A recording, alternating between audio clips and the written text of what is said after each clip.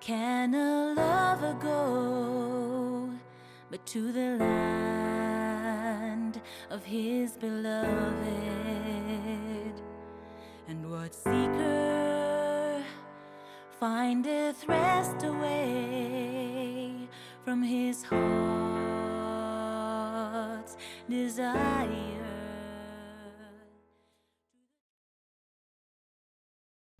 So, welcome to Mother's Day, which we should call Martha Roots Day.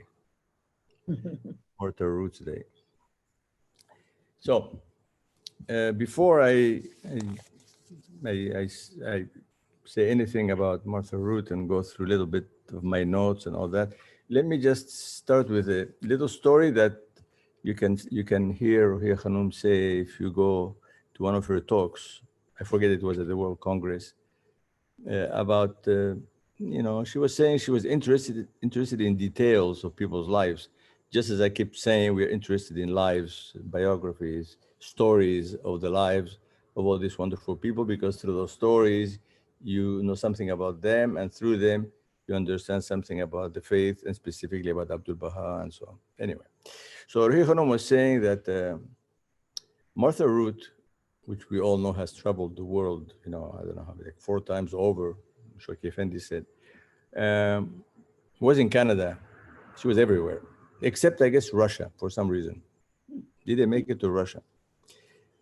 And so she was in Montreal, and she visited May Maxwell. She was on her way to go to some radio interview, because, as you know, she was a journalist, and she would speak in radios all over the world. And I don't think there were TVs at the time, of course.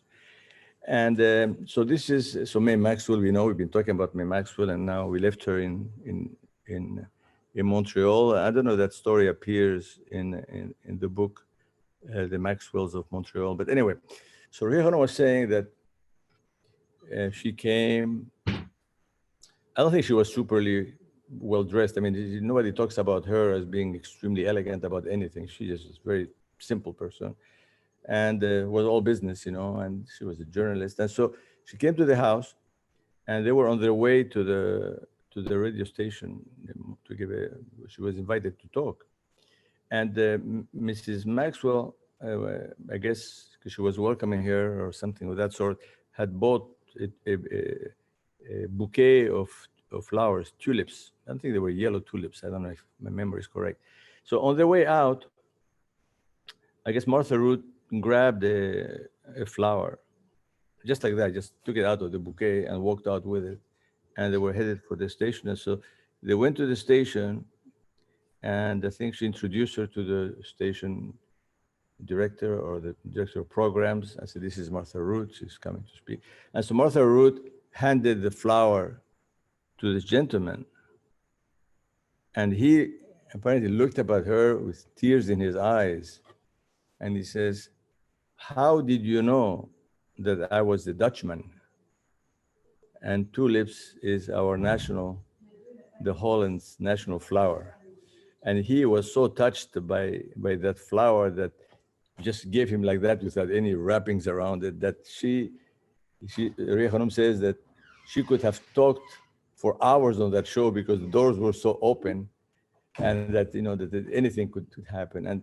And this intuition of Martha Root, these simple things, just apparently opened doors for her wherever she went around the world for 20 years. Just people just were like hypnotized by her, and they just would be amazed at whatever she had to say to them. And Martha Root used to say that, in one of these quotations, there's so many of them, that you always have to give people something. You can't just go empty-handed to people. You give them a little gift. Before you give them, she said, the big gift. So, and that's very interesting. Her idea. I don't know if I'm gonna find that quotation. I'm so disorganized with all these books, but anyway, I think I found it here. She says,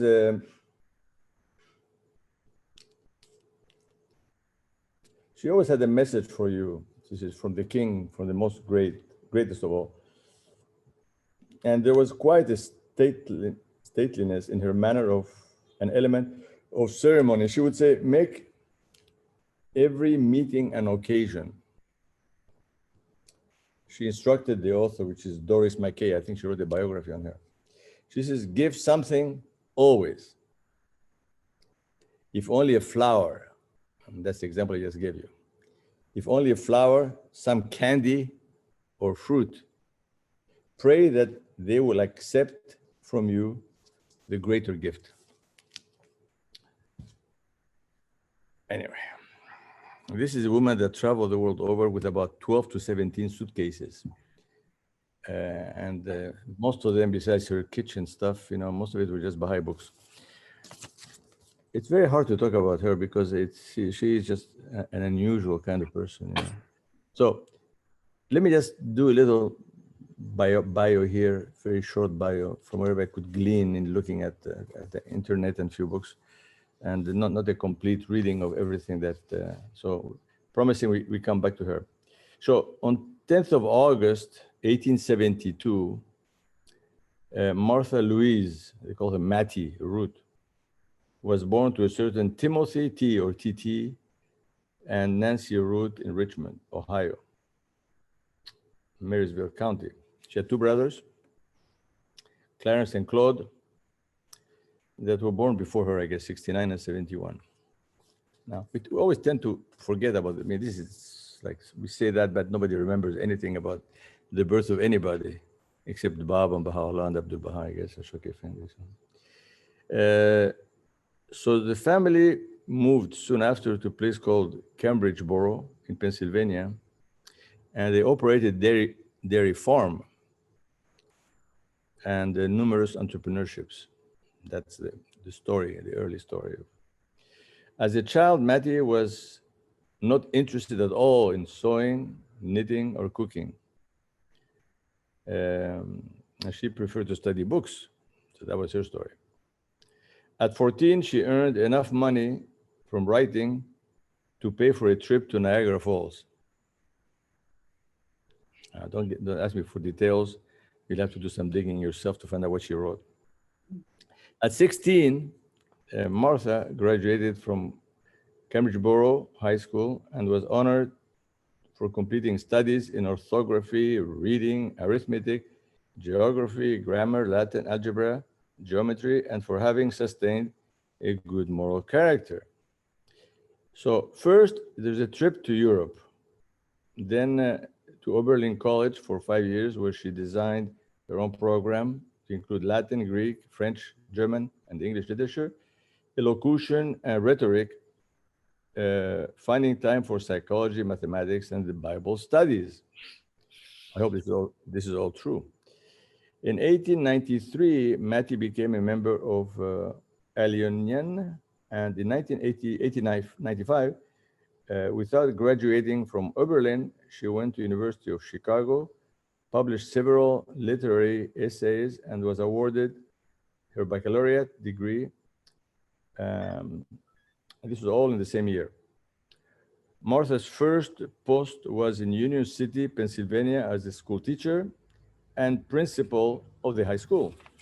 This is a lot of years there. She also published stories, and in 1900 became the summer replacement for the society editor of the Pittsburgh Chronicle-Telegraph. That fall, she worked for the Pittsburgh Dispatch, launching her newspaper woman career. Later, she made another move to the Index of Pittsburgh Life, writing articles on automobiles. So she became an expert on writing about cars. Everything about cars and car drivers and their clothing and everything you can think of, apparently.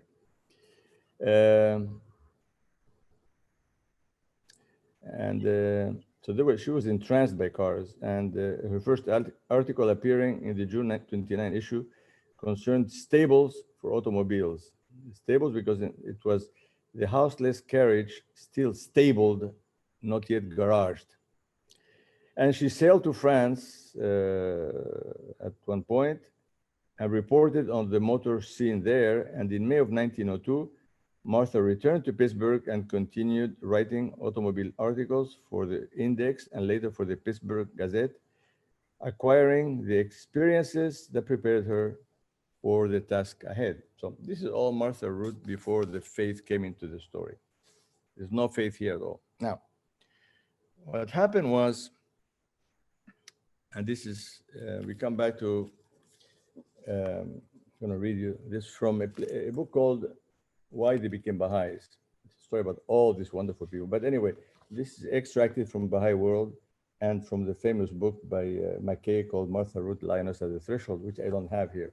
So I find what I can find by digging. So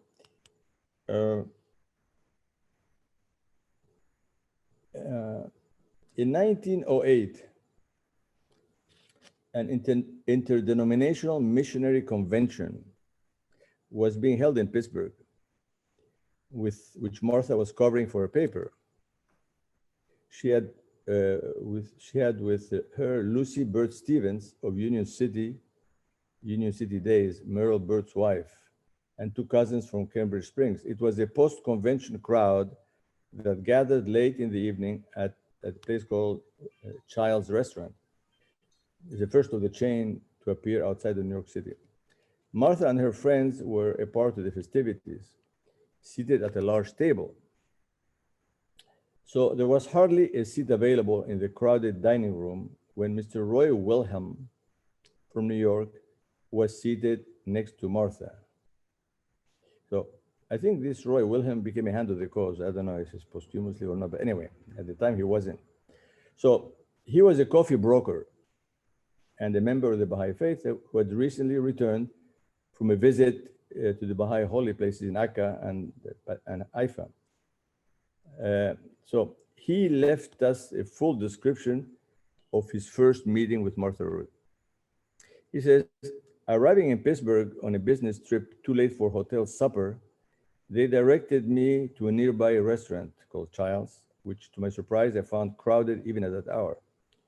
The head waitress finally found a seat and escorted me to a table well at the rear, seating me beside four young women, and I soon gathered that I was attending a missionary convention of some sort, at which representatives were mostly women. Without intentionally eavesdropping, I overheard one of these young ladies remark that it seemed a pity that all of the heathen must be lost, or worse to that effect. The one sitting next vigorously took up the matter, saying that there was one creator whom she believed was interested in all human beings, and she doubted if really any souls were lost. I sensed the coolness following, but I wanted to say a word. I recalled the old saw that the man once got rich attending to his own business, but the pressure was too great, and as they left and I had to arise to let them pass, I said I could not help overhearing their conversation, and would I be permitted a word in connection, which was readily granted. In about 2 minutes, I said that my mother and I had just returned from a visit to the East, during which we met those born into other systems of religion, and observing that they also said their prayers and led kind, helpful lives, we now believe that all humanity were being educated to the recognition of one God and the real brotherhood of man, or something along those lines. This made an appeal to Miss Martha Root, society and religious editor of the Pittsburgh Post, who gave me her card. But I did not score with the one who made the first statement. Later, when I returned to New York, I sent out one of our books with a note which in time brought a polite acknowledgement. I found that she passed it along without reading. However, so she just wasn't really interested. Some months later, I wrote again that I would be passing through the city and if she would be interested, she could call me in care of my broker. And I might see her after business hours and before the leaving of my train west. This resulted in a meeting her at the farmer's restaurant where we had maybe 2 hours. She listened attentively ask intelligent questions, which led me to send another book, which met with better fortune after my return to New York. If my memory is correct, she then came to a convention in New York, bringing her very fine old father and possibly another friend, from which time her interest grew, and later I met some folks and she gathered together in Pittsburgh, followed eventually by Baha'i meetings. So after that meeting with Roy Wilhelm and listening to his discussion of the Baha'i faith, Martha did begin to read the books he sent, though initially she did not want to be seen with a Baha'i book. Apparently, she left the first book that he gave her on the counter of a drugstore, and it is the druggist's wife found it, read it, and became a Baha'i. So that book she never read, but this other person read it. So reflecting on these days, Martha later recalled, she said, "For nearly a year, Mr. Wilhelm sent me Baha'i literature, which I never looked at all, but rather than waste anything, I mailed it onto the Theosophists, leaders, New Thought people, and anybody who was known here in Pittsburgh for queer religious notions." So, despite her resistance, she began a serious investigation of the faith. Many of the early Baha'is in America seem to share the same attributes: the ability for independent thinking, the willingness to explore new ideas, a fearlessness of reactions by those insisting on the established beliefs, and the financial ability to travel, seeking the truth of the new message. Martha had all these qualities. One of the first things she did was to travel to New York, Washington, and Chicago, where there were Baha'is with whom she could discuss the new revelation and its implications. As a newspaper woman, she wanted to have all the facts before embracing an idea of such magnitude. So the first American Baha'i was Thornton Chase, who was born in Springfield, Massachusetts. He had been a captain in the Civil War and had attended Brown University. A tall, handsome man with a fine baritone voice and an imposing presence, he was a successful insurance executive and traveled throughout the country. He heard about the Baha'i faith in Chicago, where his company had offices. It was there that he became a Baha'i in 1894. Now, Thornton Chase and Arthur Agnew, another early believer, used to meet in Kimball's restaurant, Monroe and LaSalle Streets in Chicago, where they and others gathered at a particular table to discuss the faith. It was their table between 11:30 and 12:30 when it was taken over by a group of lawyers who called the Baha'is the saints and themselves the sinners. So the spot became known as the place of the saints and the sinners. So according to Mr. Agnew, Miss Gertrude Bolkheim, the Baha'i from Chicago, brought Martha Root to this table to meet Thornton Chase. They talked for several hours, no doubt moving on from the noted table when the sinners moved in. Years later, Martha told Arthur Agnew that her talk with Thornton Chase that day was the stepping stone in her acceptance of the Baha'i faith. After months of concentrated research and sober thought, Martha became a Baha'i in Pittsburgh in 1909.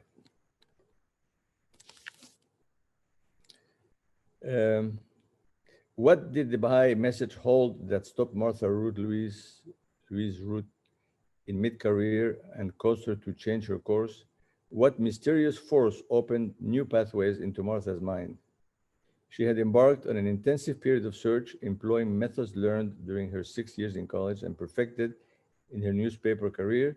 She looked at the Baha'i message, the message of the Baha'i faith, and set out to prove its truth or falseness, a process that she urged others to use as well. Anyway, so when she discovered the faith, apparently we go back to 1912. She was around when Abdu'l-Baha came, and she was at the pier when he arrived in New York. And then she followed Abdu'l-Baha in all these places where he was speaking. And she apparently organized, don't have details about the meeting she had with Abdu'l-Baha. I mean, she doesn't talk about it. And so we don't have exactly what he said in those meetings, but she wrote in 1909, soon after she became Baha'i, an extensive article for the Pittsburgh Post that set out the history and teachings of the Baha'i faith. And You know, it was about the unity of religion and all that. And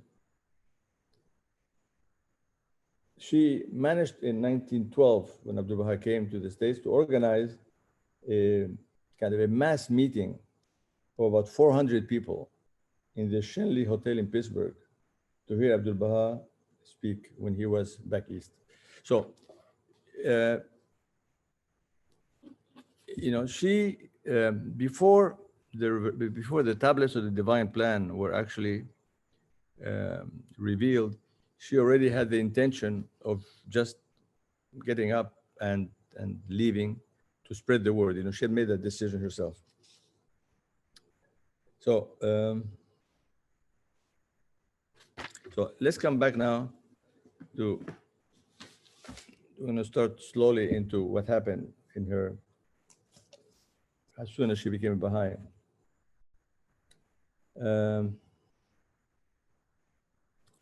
So we come back to this other book.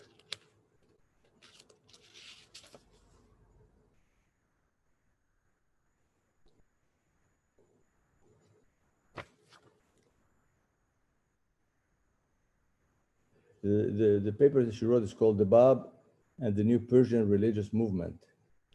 And she mailed that to 100 copies of the article to friends and acquaintances, and sent some to Baha'i groups and one to Abdu'l-Baha.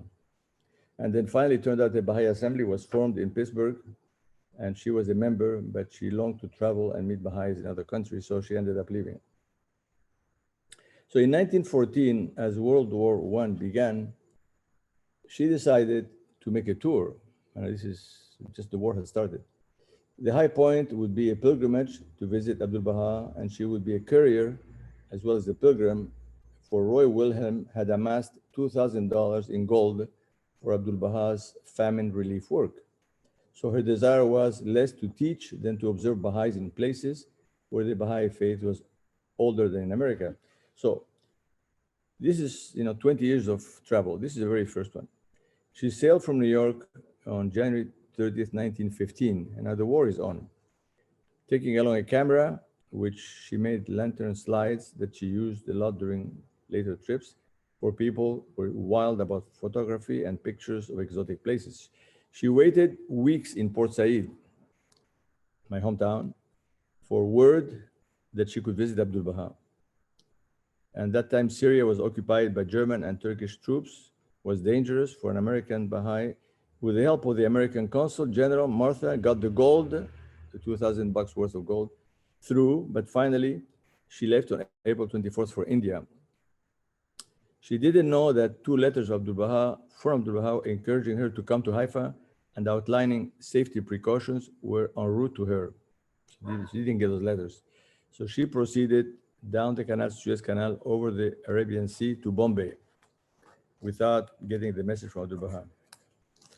And so almost all her travels through India were by rail. Railroads were the lifeline of India, and everyone rode them, from the poorest beggar to the most Pukka Sahib British general. Europeans generally traveled ultra first class in cars fitted with bar catches and latched windows with Venetian blinds. And since schedules were fluid, railroad officials often requested the Sahib's permission to leave the stations. So missionaries often did not mingle, did try to mingle with all kinds of people, but even by their standards, Martha's attitudes were unusual. One of her Indian companions always remembered her on a train with himself and his father, taking a comb out of her purse and arranging his father's tangled white hair. He said that the astonished Indian train attendant stood and stared, but Martha was simply doing for the old Indian what she would have done for her own father. So from India, on that trip, she went to Mandalay, Burma, where she was able to visit the Baha'i Center, which had an orphanage, a school and a home for the elderly women, and a fund for the sick and unemployed. So that's the first trip. In Japan, Martha met Agnes Alexander, May Maxwell's adoring friend from turn of the century Paris. Martha was financing her own travels with freelance reporting And she got a major scoop when she reported the plans for the coronation of Emperor Yoshihito and Empress Sadako. Meanwhile, she was introduced to the new Japanese Baha'is, taught Agnes Alexander the rudiments of public relations, and received lectures from Agnes on the importance of Esperanto as an international language. And you know, Martha Root really spoke Esperanto. So John is coming on. Sorry, here's John. So in August, Martha was bound for San Francisco. Some of the California Baha'is met her ship along with her father, Titi Root. He was 75 years old and his wife was ailing, yet he had traveled 4,000 miles across the continent from Pennsylvania in his eagerness to greet his daughter after their first long separation. So shortly after that, Nancy Root passed away in 1916, Martha moved from Pittsburgh to Cambridge Springs to take care of her father. He was nearly 80 by then, an impressive-looking man with thick white hair and beard, but weakened by asthma. Martha used to wrap him in his beloved wife's old hand-knit shawl and take him fishing or to baseball games, the theater, or the circus. She kept his apartment neat, made him pancakes for breakfast, and took him to restaurants for lunch and dinner.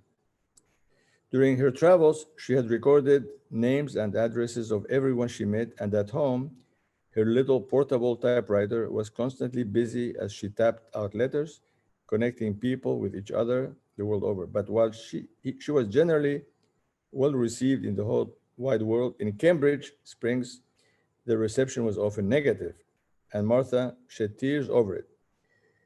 When she addressed the congregation of the Baptist Church short about the Baha'i faith, one pew holder stamped out in a rage, denouncing her as a blasphemer, and many people agreed with him. Yet Martha's care for her father, Titi, and for anyone in need diffused hostility.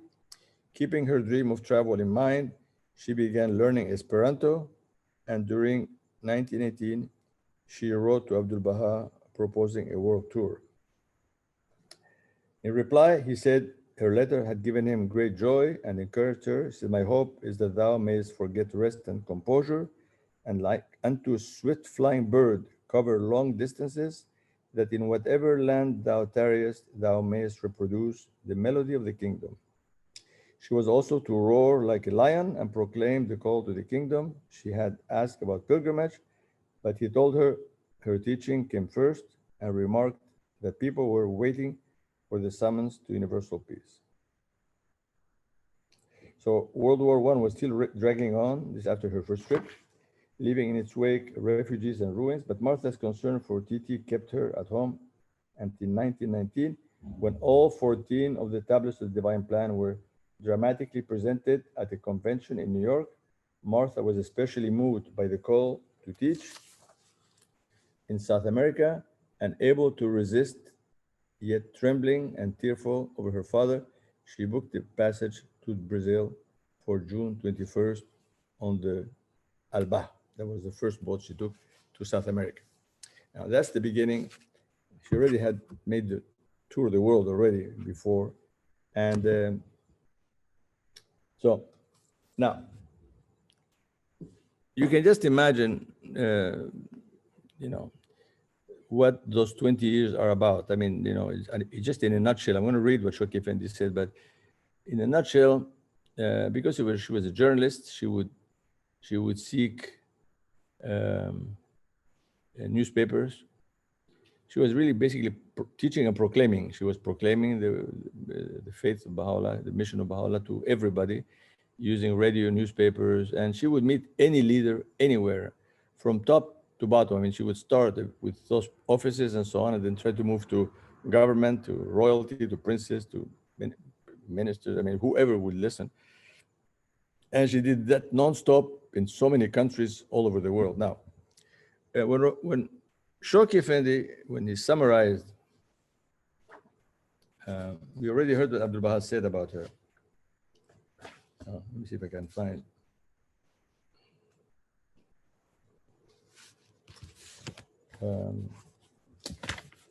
What Shawki Effendi said just sums up exactly what she really accomplished. Now we can go into the details. of, you know that whenever people talk about her, she says that she did, you know, by looking at her, the way she was talking, the way she was dressed, you know, she was not too impressive. Nobody ever said that she was just extremely, but she just subjugated her audiences. She said a great part of her own life, according to one account, was spent in strap hanging in streetcars and sitting on hard benches, often all night, in third-class railway coaches, doing laundry in her own room, and preparing food over a tiny stove in a bowl. Martha's tests and deprivations were more than equal to her magnificent resolve and attachment to spread the faith. So she just lived extremely humble, you know, a very humble life, you know, just wasn't paying attention to anything concerning her. So this is what Shawki Effendi had to say. He apparently wrote pages and pages about her in God Passes By. You know, I don't have the book. The quote. She says, Shawki Effendi says, paying a tribute to her before we come back and just look at a few details of her trips across all these countries. She says, nor can I dismiss this subject without singling out for a special reference her who not only through her preponderating share of initiating measures for the translation and dissemination of Baha'i literature, but above all, her prodigious and indeed unique exertions in the international teaching field, has covered herself with a glory that has not only eclipsed the achievements of the teachers of the faith among her contemporaries, the globe around, but has outshone the feats accomplished by any of the propagators in the course of an entire century. To Martha Root, that archetype of Baha'i itinerant teachers and the foremost hand raised by Baha'u'llah since Abdu'l-Baha's passing must be awarded if her manifold services and the supreme act of her life are to be correctly appraised, the title of leading ambassadress of his faith and pride of Baha'i teachers, whether men or women in both the East and the West.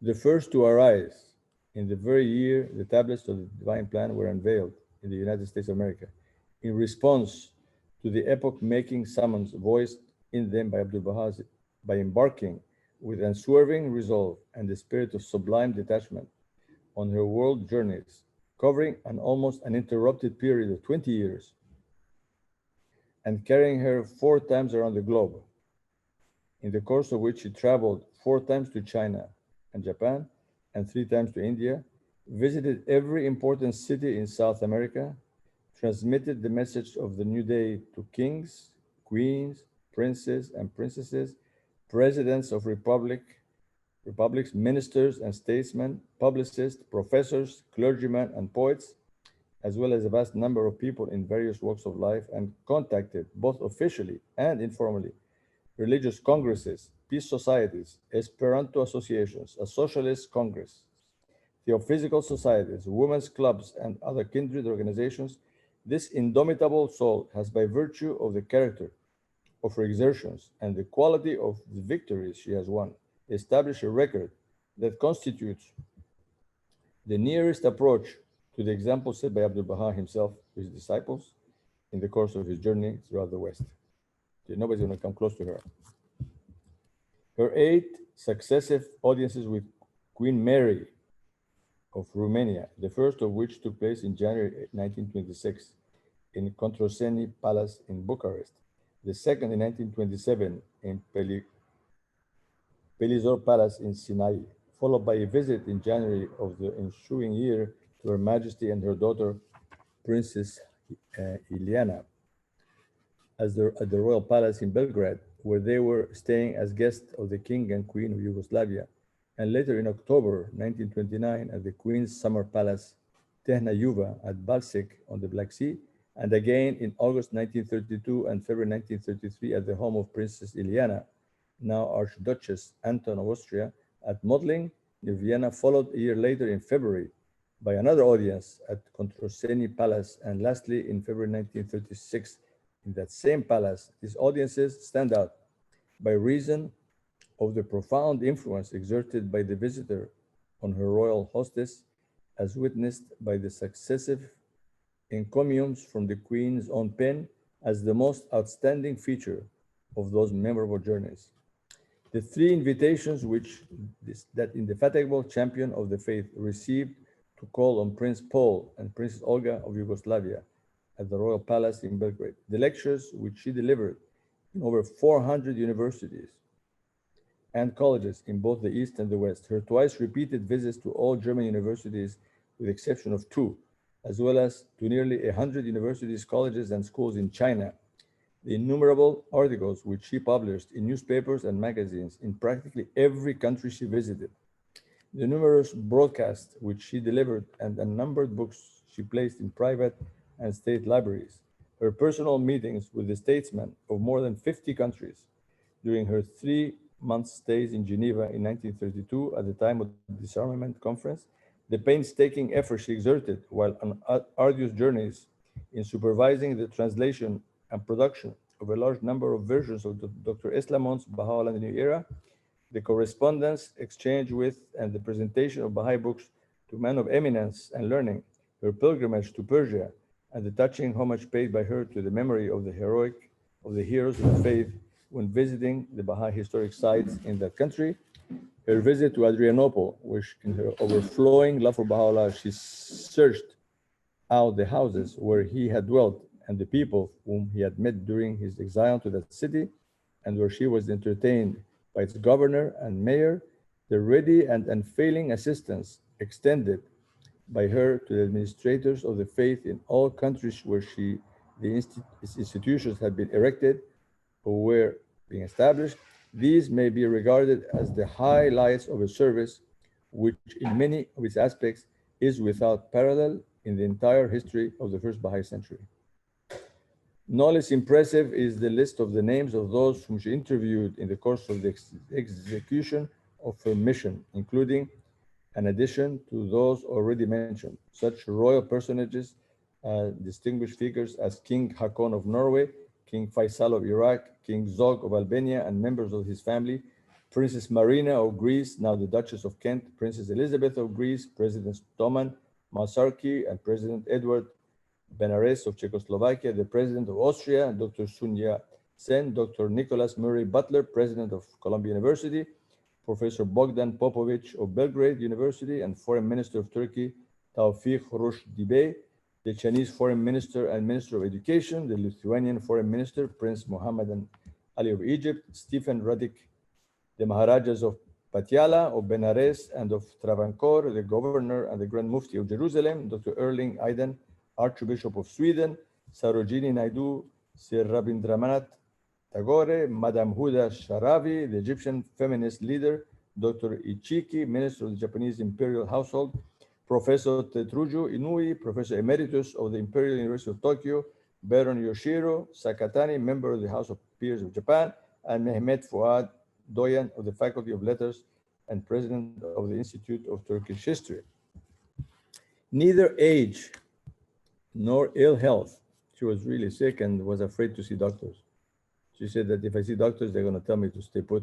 So she refused to see doctors when she was sick. And Abdu'l-Baha cured her apparently of cancer at one point, early on, before she died of cancer, of course, later on. Neither age nor ill health, neither the paucity of literature, which hampered her early efforts, nor the meager resources, which imposed an added burden on her labors.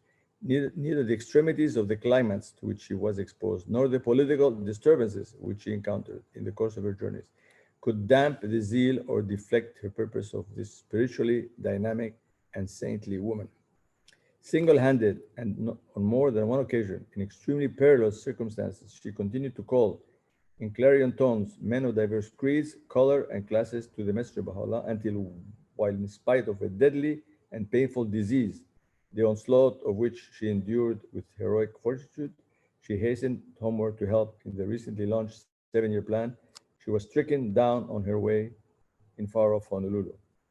There, in that symbolic spot between the Eastern and Western hemispheres, in both of which she had labored so mightily, she died on September 28, 1939, and brought to its close a life which may well be regarded as the fairest fruit as yet yielded by the formative age of the dispensation of Baha'u'llah.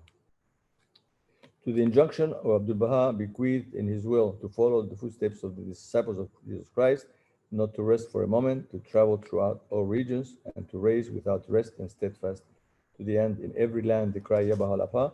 This immortal heroine yielded an obedience of which the present as well as future generations may well be proud and which they may emulate.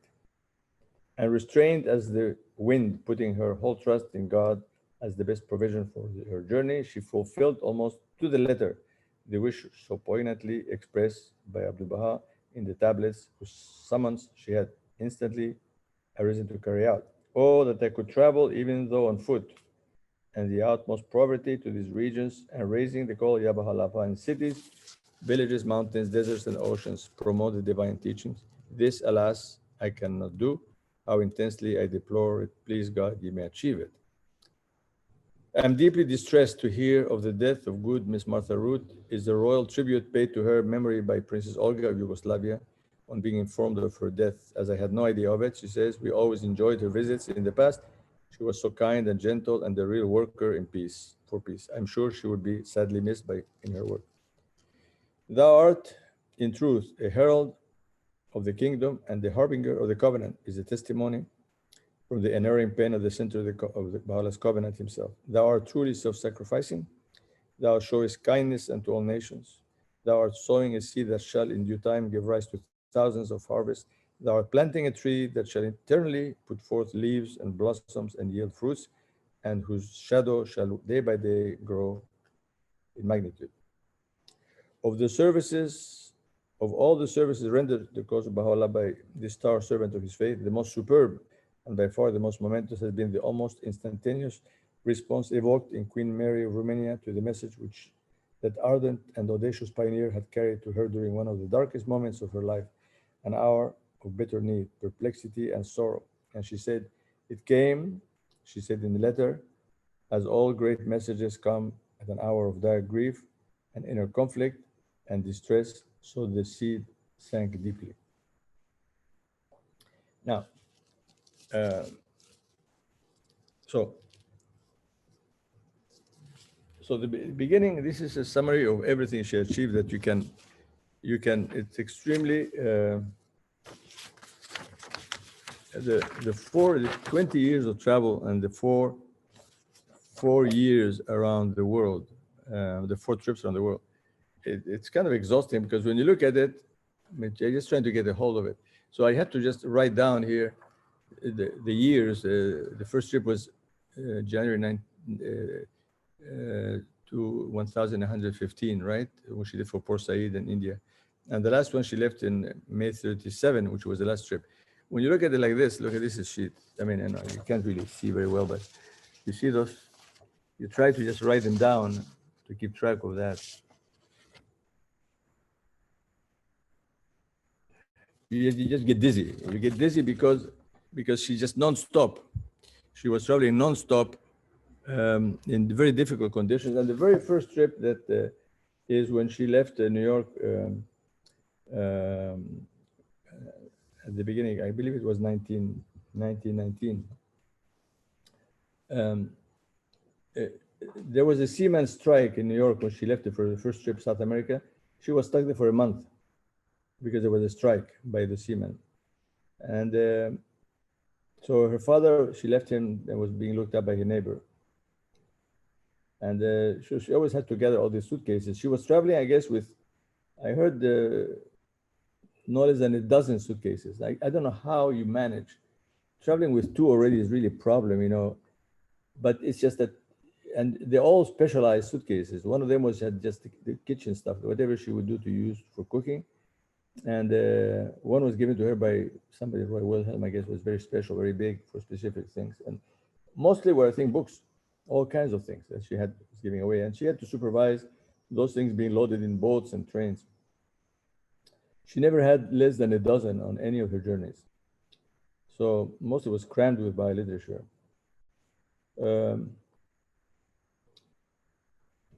So anyway, she went on that first boat to South America. Most of her companions were hard drinking people, Her cabin was across from the bar, and her cabin mate, an enthusiastic poker player traveling with two pet monkeys, was in and out of the bar day and night. Martha said she now understood why Abdu'l-Baha had told her, "Thou mayest forget rest and composure."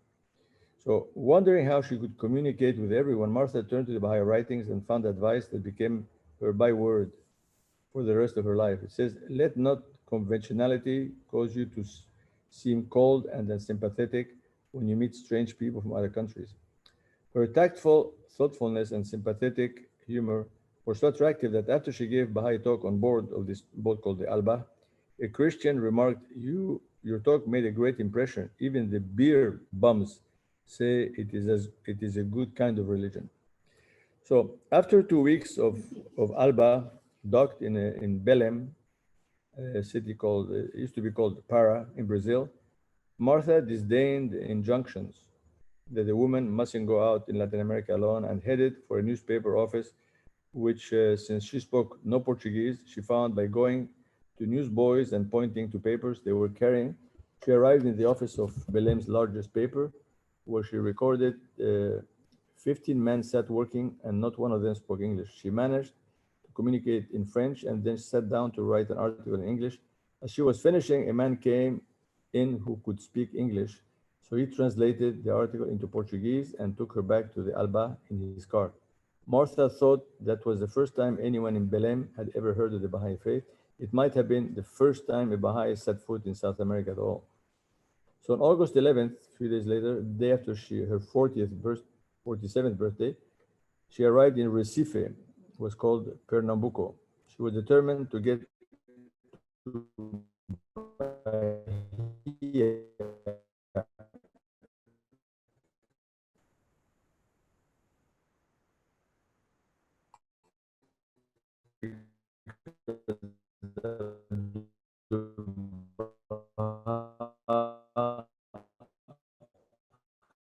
specifically mentioned the tablets of also Bahia today. Epidemic Bahia. Alba canceled its stop there and was going straight to Rio de Janeiro. So in Recife, there was also yellow fever and the revolution. Passengers on the Alba who had planned to visit Bahia were now going to bypass it, and they also canceled the stopovers in Recife. Martha, though she made reservations on two Brazilian lines for Bahia, was confused as to what she could do. So at last, as night fell, she threw herself down on her bunk and she said, looked through the porthole into the darkness, where all alone Jupiter shone brightly, steadily, and moved in his course. She got up, ordered her bags ashore, and left the ship. The streets of Recife were dark, empty of civilians, patrolled by soldiers. Now and then there was an explosion of dynamite. She had heard that an American businesswoman, Lilian Vegas, was at the Hotel do Parque, so she went there and looked her up. Almost the first words Martha said to her were, "I am a Baha'i." This total directness was characteristic of Martha. It generally served her well, and it certainly did with Mrs. Vegas, who responded, "Did you ever know my cousin, Lua Getzinger?" Recife hotels were full, so Martha slept on a cot in Mrs. Vegas' room that night, and in the morning, the two women embarked for Bahia. However, when the ship docked at Bahia, stories of yellow fever were so horrifying that Mrs. Vegas decided to go right on to Rio. Martha, however, left the ship in the midst of a torrential rain and clambered down into a little boat on the raging sea with all her 12 suitcases, I guess. She was seasick and running a high fever. A young American missionary accompanied her to her hotel, and once she was settled, ill and alone, she thought of Abdu'l-Baha's words, "Let one not call himself a captain until he stands before the opposing army, nor a Baha'i until he meets the tests." She later said those words were her healing. So there was no sick bed for Martha in Bahia, and her teaching there in Sao Paulo, Rio, Santos, Montevideo, Buenos Aires, with press coverage won by herself, numerous contacts with community leaders, and the formation of Baha'i study groups set the triumphant pattern of she would follow all her life and illustrated the phenomenon that was one of the most fascinating things about her. Almost everyone she met seems to happily and hesitatingly leap to her assistance. Marcia Gale wrote, she said, I used to ask myself why people would do what Martha wished. When a person says no, was Martha's view, that's the time to begin persuading him. It took you back to that well-known dialogue of Henry IV. Glendover, I can call spirits from the vasty deep. Hotspur, why, so can I, but will they come when you call for them? In Martha's case, yes, they would. They seemed to recognize and respect what she was. So just as bulky people didn't discourage Martha, bulky weather also had no effect. Thus, despite advice from concerned friends, she decided to cross the Andes on muleback in the dead of winter, for she was determined to sail home up the Pacific coast of South America so she could visit Panama, another place emphasized by Abdu'l-Baha in the establishment of the divine plan. So the trip by mule back over the top of the world for the Andes are among the highest ranges. The Aconcagua, rising to a height of 23,000 feet, was thrilling enough for the most sensational, wrote Martha. The ancient trail led 10,400 feet above sea level. The people on muleback were infinitesimal specks clinging to mighty terraces. They huddled on the edges of jagged peaks, frozen chasms, and stifling mountain torrents. Everybody felt very small, and the wonderful feeling of camaraderie sprang up. Fortunately, the sun shone brightly, and the acute cold was not so terrible as expected. The most dangerous part of the passage came on the Chilean side on the precipitous downward slope. The frightened mule slipped a yard at a time, and finally Martha and the others dismounted and walked, or in some particularly precipitous spots, ran down the vertical trail. The air was cold and thin. Some people fainted from altitude sickness. Some bled from their nose and ears. Martha gave away all her useful supplies, for she apparently was fine. Naturally, her mule driver came away with Baha'i booklet, and the customs inspector on the Chilean-Argentinian border received one too. So in all of Latin America journey, it took 5 months. It was November 1919 when she came home to her father, who was sitting by the window of his apartment, watching her approach down the quiet streets of Cambridge Springs. Along with his welcome, she received a missive from Abdu'l-Baha saying, Praise be to God, the call of the kingdom has been received in South America, and the seeds of guidance have been sown in those cities and regions. Certainly, the heat of the sun of reality, the rain of the eternal bounty, and breeze of the love of God will make them germinate. Have confidence. So the morning after her return, Martha marched herself to the high school and enrolled in Spanish classes, and soon she could read the letters that piled up on her desk. She wrote full reports on each city she visited, population, ambiance, industries, for she wanted the Baha'is to pioneer. She said, if anyone feels timid about asking opportunities to speak, let him remember that no day comes twice. She mailed 1,000 Spanish Baha'i booklets, wrote 400 letters, spoke on her travels to Cambridge Springs businessmen, and mimeographed a travel journal for the Baha'is. But her father's condition kept her from making more long jaunts. She spent the summer of 1920 taking brief trips throughout the United States and Canada, helping with events such as the first convention for amity between the colored and the white races, held in DC, where she worked with Agnes Parsons, who went on to become a treasured friend. Around the time of the conference, Martha fell ill with such wretched pain that she thought she was about to die. She rarely consulted doctors, partly because she distrusted them after a traumatic operation she had as a young woman, and partly because she knew that they would confine her to her bed and stop her work, but mostly because she feared a diagnosis of cancer. In 1912, she had been sure she had cancer, and she attributed the cure for Abdu'l-Baha. So in 1920, Agnes Parsons wrote to Abdu'l-Baha about Martha's illness and received the reply. Through the grace of God, I implore confirmation for Miss Martha Root. It is my hope that through the power of the Most Holy Spirit, Miss Martha Root will be cured. This message relayed to Martha through Mrs. Parsons started her on the road to recovery, and whenever illness returned, she remembered it. Many years later, from Prague, she wrote to Mrs. Parsons, repeating Abdu'l-Baha's statements and remarking how many times that has saved my life. But she hadn't been passively waiting for rescue. Despite her suffering, she had arranged a benefit for a sick man in Cambridge Springs. She wrote to Mrs. Parsons that when she first started the effort, she could hardly propel herself about to take care of details, but to her mind, the man was the needy one, and the more she worked for him, the stronger she became. During the summer of 1921, Martha was in Mexico. Despite civil strife that blocked railroad lines, she went to the Guatemala and arrived as revolution was brewing.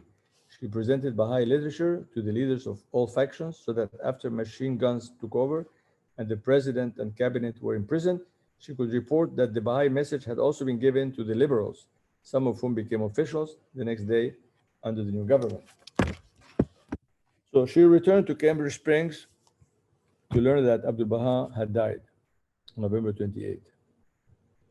She wrote to the NSA National Teacher Committee expressing her faith that Abdu'l-Baha still spoke tenderly to his flock, and the Baha'is could answer him and tell the whole world how much they loved him by trying to follow his example of love, service, sacrifice, and joy. So they would continually delight him. And there's nothing you could do. You couldn't just stay home and cry. Abdu'l-Baha didn't want that. So a year later, her father, T.T. Root, died. Martha was with him till his last breath, and in the cold November air, she lingered at his graveside after everyone else was gone to leave at last a last rose with him. Then she went home, entered the empty room, and was overcome with such reverence that she couldn't remove her hat.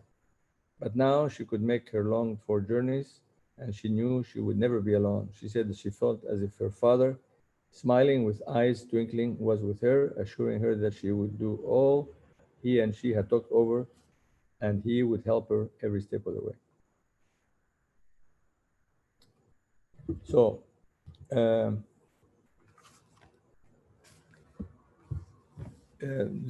all that Shawki Effendi said, and all the people that she met, I mean, you've seen this, like 4 pages, I think it's 11 pages. You had to see them one by one. I mean, wherever you went, that's the first thing you have to do. There's no time for anything. There's no time for, I guess, sightseeing or anything. You just have to call on people, get appointments, see them, go. If you would convince people to translate the Baha'u'llah era in the language of their country, I don't care where it is, and write articles and make sure that she gets interviews. So that first trip, as you saw on my list, that was 1915. That's the one that she went went to Port Said and India and back to San Francisco, and then left for Brazil and came back after going through Panama. And then she did trips in the US and Canada, and then she went again in 1921 to Mexico, Guatemala, and came back home. So the second trip, the 4 trips around the world, the second trip is when she left for Japan and China after the passing of Abdu'l-Baha. This is in 1923. So 4 months later, on March 22nd, 1923, Martha set sail for China from Seattle, Washington, on a Japanese ship. So she had some money from her father's estate. So she was free and basically possessionless. But she had given away the household furnishings, everything. She had been deprived of one thing that she really wanted, and that was her mother's a camel hair sweater that she had. One of the things that she wanted from her father was a camel hair sweater he had often worn. It was taken by someone else, causing her to weep. Anyway, she wanted that so badly. No wonder that during all her travels, she cherished the white wool shawl, which had been her mother's. However, she wasted no time brooding. She was thrilled to be answering Abdu'l-Baha's call. China, China, China. China word the cause of Baha'u'llah must march. Where is the holy sanctified Baha'is to become the teacher of China? Had I been feeling well, I would have taken a journey to China myself.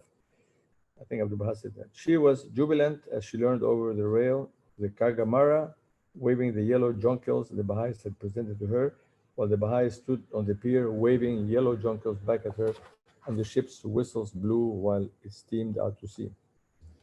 She was taking her spring flowers onto perilous wintry Pacific. Cold storms raged almost nonstop. One letter to friends and relations came from Martha during that trip. It was written on a rare occasion, she said, when her typewriter would stay on the table. As she wrote, her heart was with Abdu'l-Baha. Everyone who ever met him loved him, so he sent back such messages of love. Though I go away, I shall always be present with you. What a wonderful friend to come. If he was ill, he did not speak of it. I'm just wishing that on the Kagamara and in China I could even live even a little as Abdu'l-Baha did. He said, take courage.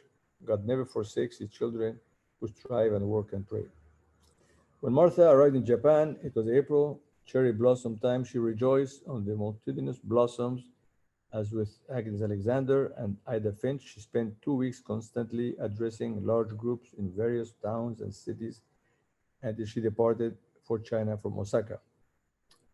So she fell in love with China. She saw and felt the brutality and tumult, for the country was torn by political conflict and war, but she also sensed an ancient peace. She wrote home, there is so much that is radiant, so much that is beautiful.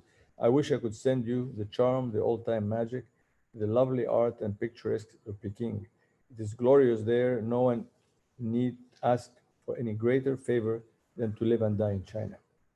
She developed her art of presenting the message of Baha'u'llah. Abdu'l-Baha said, the Baha'is should always teach as if offering a gift to the king, and this Martha did. She once told the poet Angela Morgan that the words of Baha'u'llah have a spontaneity that proclaims them as the upwelling, the upwelling and outpouring from the vernal springs of creative beauty.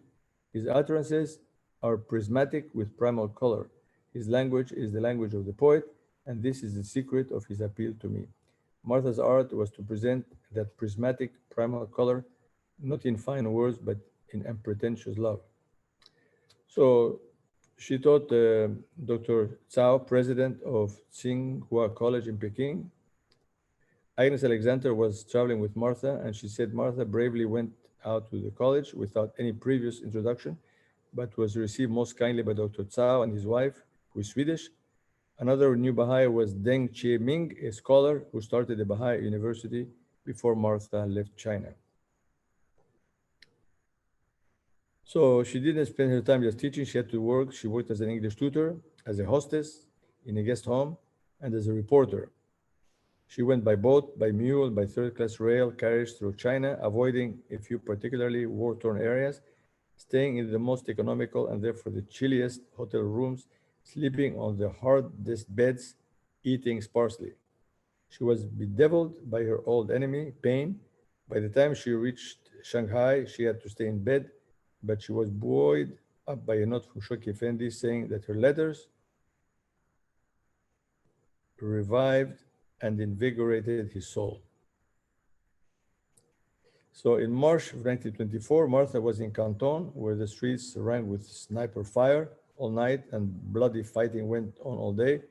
Foreigners were not welcome. Martha, however, always looking for enduring loveliness, wrote that she was moved by a recital in which a young flautist, following Chinese custom, went and stood in one dark corner of the platform with his face to the wall, that the beautiful melody might float out without sight of the human agent. In the spirit of the flautist, Martha went on making a brief visit to Saigon, traveling into Cambodia until she had to leave the tropical heat of Indochina, which she enjoyed, and head for Australia. Now, she's entered fully into the rhythm and pattern of her almost ceaseless world voyage. So from then on, she went to Australia, and then she went to South Africa to help with Fanny Knobloch, who was pioneering in Cape Town, and went to Switzerland. I mean, it would take forever to go, and every single place she went, you must get a headache, and Bucharest, and on and on and on, and Warsaw, and Central Europe, and met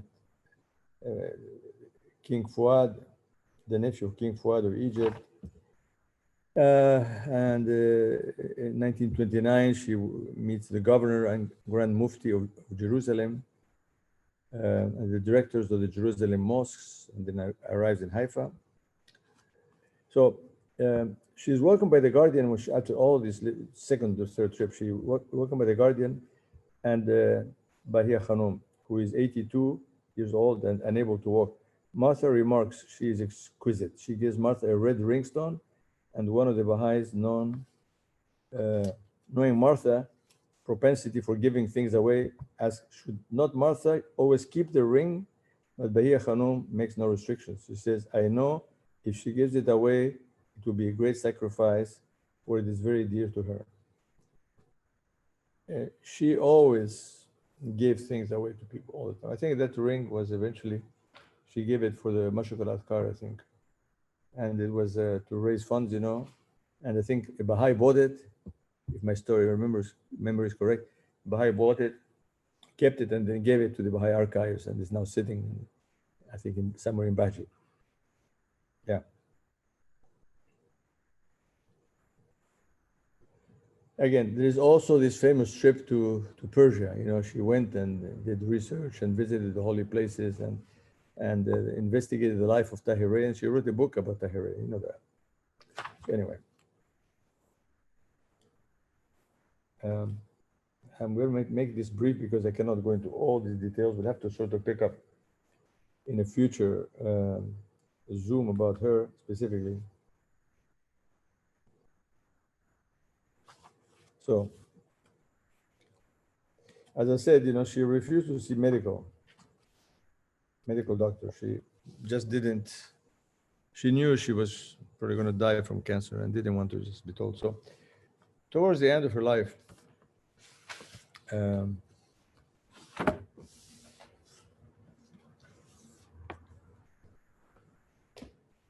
so as we get close to the end in one of her last trips, her sense of mission is illustrated by the fact that she carried with her a collection of photographs of the various rulers to whom Baha'u'llah had addressed his epistles. So she was carrying those things with her. Among those were the Tsar of Russia, Napoleon III, Pope Pius IX, Nasruddin Shah, and the Queen Victoria. It was a young picture of the Queen in accordance with the history of the times. The spirit of Martha's going forth was like that of Badi, the youth who in the time of Baha'u'llah volunteered to deliver the tablet to the Shah of Persia, knowing that he would suffer death at the hands of an antagonistic government. So the spirit of renunciation expressed itself now in this modern apostle of Baha'u'llah in subtle ways comparable in degree. She has become the embodiment of a love which does not passively wait, but which goes forth with a wholehearted, reckless spending of personality, of time, of strength. There was the bleak daily discipline of a meticulous economy, the dedication of moments of exhaustion to the service of her cause, her undeviating, back-breaking obedience to the star she followed. In 1935, for instance, we find her writing from Sweden that although very ill, that fact must not impede progress in teaching the cause of God. Her health shaken, she returned for one of her occasional visits to America in 1936, renewed her association with her beloved friends and family. Then in May 1937, this brave heart again took sail. Now, I suppose, this is the author, there were many of us across the US who had troubling sense of finality as we caught through the train window the last tender flush of Martha's blue eyes. This is her last trip out of the States to China. Her boat left San Francisco May 20th, docked for a few hours in Honolulu, then sailed for Japan. With the captain's cooperation, she lectures on the boat. I spoke for an hour, she said, and questions and answers followed for an hour. There were 10 religions and 10 nations represented. There were several young Japanese professors present, returning from postgraduate studies in Europe. Who can tell how far-reaching are the words of truth? She arrived in Tokyo June 3rd for a month of brilliant teaching activity, then moved to Shanghai early in that faithful July of the Japanese bombardment. She escaped under gunfire with other Americans to Manila on the night of the earthquake. After about 4 months of intensive teaching, she embarked on a small oriental steamer for Bombay arriving from Ceylon on October 15th. The 15 months of Martha's stay in India were the crowning triumph of her efforts, a sustained splendor of achievement. This is a very last trip. After visiting Australia and New Zealand, Martha Root was on her way home in the spring of 1939. At Honolulu, on that island between two hemispheres, she was obliged to leave the boat because of illness. It was here, after an illness of months, that the soul of Martha Root undertook the journey from earth to heaven.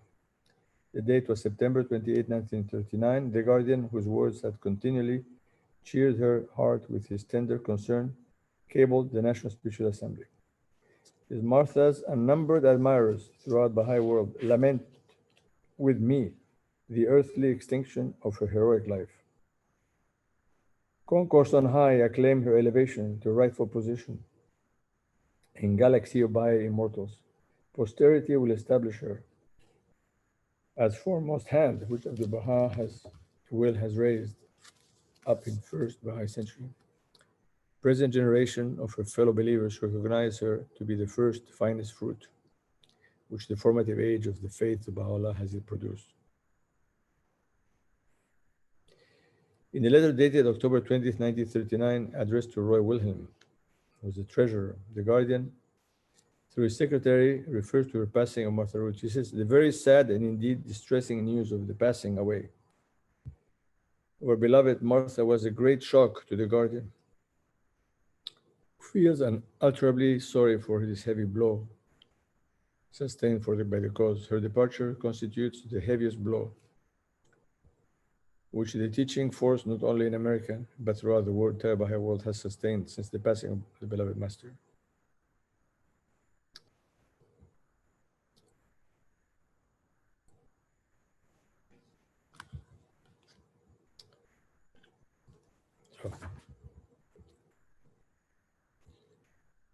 In the Guardian's hand, he says, the passing of dearest Martha and the circumstances of her severe and painful illness have brought profound sorrow. And I rejoice in the glory and joy that she must be hers and which she fully deserves in the upper paradise. Sometimes I have asked myself, Martha Root had said, musing upon the life of Tahirih, was Tahirih great enough instantly to say, oh God, I give my life to establish this faith among mankind? Or did she too need to be trained by the infinite God to long to give her life as a martyr to serve this new universal revelation? That longing did come to fill Martha's whole being can be the only explanation of her remarkable career as she pioneered further into the realms of the spirits. A will greater than her own resolve moved her. She became a lamp carrying a light. Or you might say the abnegation of her very self was comparable to the crushing of the rose in the process of attar making. The rare attar of a divine love drifted through every doorway and thrilled every heart. As we bid farewell to her familiar loved presence among us, all the world, let us echo her own words to her beloved friends in India. I shall not say goodbye, I couldn't, it hurts my heart so, but we shall say Allah Abha, always Allah Abha. Okay, that's it. This is it in a nutshell. There is no way that you can capture even a single month of her life. There's no way, it's impossible. She was just non-stop and braved every single obstacle, whatever it was. She didn't care whether it was fires, earthquake, or civil war, or people not talking. She just proclaimed and gave and talked and write and did it, all over the world. She just didn't do it in one place. She went around the world 4 times. She just non-stop. She is the closest, of Sheikh Effendi says, the closest believer that came close to what Abdu'l-Baha as the example. And when you look at how she became a Baha'i, how resistant she was, she just didn't, she heard it, she said, put the book away, just give it to somebody else. And how that's how you cannot tell at all. It's difficult to analyze who is receptive to anything because you never know. You think somebody is not receptive at all and you end up being a Martha Root, And so the question is, are there going to be any more Martha Ruths? You know, are we going to have people like that